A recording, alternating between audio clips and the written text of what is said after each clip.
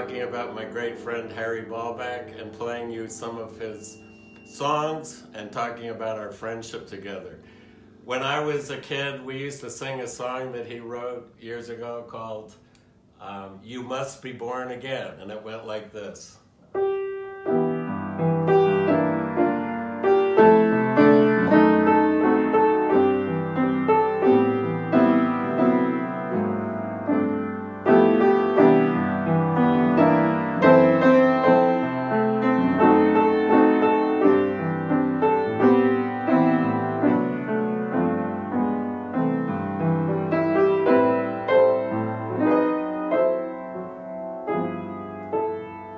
Then he wrote, Jesus is with me wherever I go. Remember that one?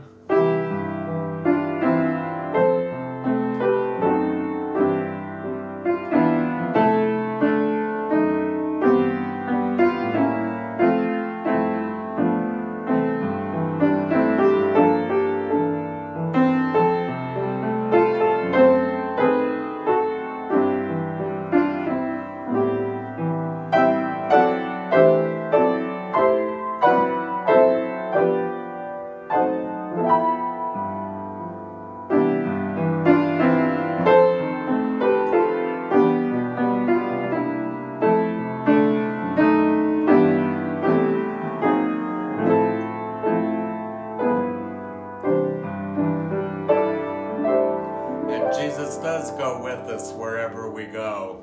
And then Harry's most famous song, of course, is this one. Ring the Bells, which really presents the gospel so well.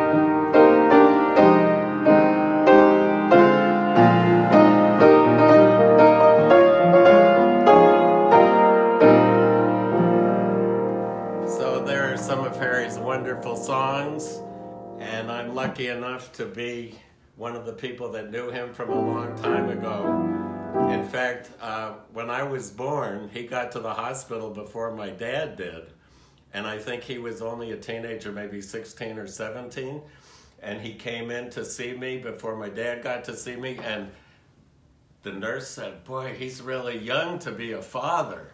That's Harry. And my mom said, "Oh, that's not the father. He's not here yet. He's an evangelist, and Harry's been playing for him." So Harry got to see me right away, and my mom got such a kick out of telling the nurse that no, he wasn't the father. He was way too young for that. And then after about 7 or 8 more years, Harry got married to Millie, and I got to be the ring bearer at his wedding. And that was quite an experience too, you know. So I'm the ring bearer at his wedding, and I remember it so well because my late sister Betsy, and oh, we miss her so much, but she was 6 years old at the time, and she was really cranky. She wouldn't smile for the cameras. I remember that very well. And then as time went by, Dad was always kind of Dad's partner in the ministry and playing the piano for him and becoming a major Christian leader. And so there were times when I traveled with him, and a wonderful violinist named Steve Clapp, who was 3 years older than I was. So when I was about 15 years old and Steve was 18, we traveled all over Brazil with Harry doing mission work and evangelism.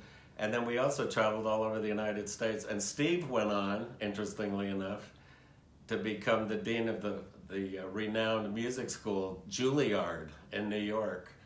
And I have great memories of traveling with Steve and Harry, and we had a lot of fun and did some really important ministry. And I'll mention just one other thing that's a little funny. we would often stay with people, pastors and so on, and we'd eat dinner at their houses. And I remember being at this kind of a ramshackle house. It was made of wood, and it was blowing, and it was stormy outside, and the wind was blowing through the house. And we were having this lovely dinner, and we had a Brazilian with us named Walfredo Tomé, who was a major leader in Palavra da Vida in Sao Paulo, Brazil.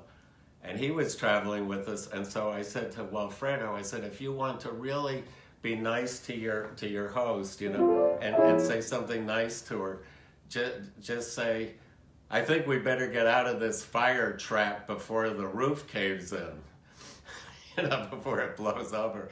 And he had no idea that wasn't just the nicest thing he could say to the host. And he says it to her, and of course we all cracked up because Harry and Steve and I didn't know that he was going to say it. So anyway, I have great memories of Harry, and one of the things I'd like to stress about him is he really lifted people up. And he did that in his music, and he did that with his personality. He sparkled with his personality, and a very strong leadership ability.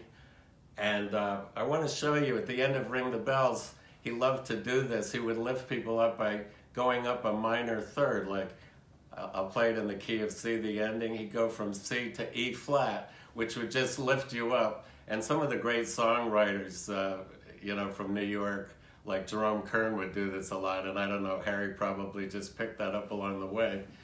But here's the end of Ring the Bells. And then he would lift it up. So the soloist could just soar up there, on that high G. And so I think that's an illustration of what Harry did with his life. He lifted people up, and he drew them to our great Savior, Jesus Christ.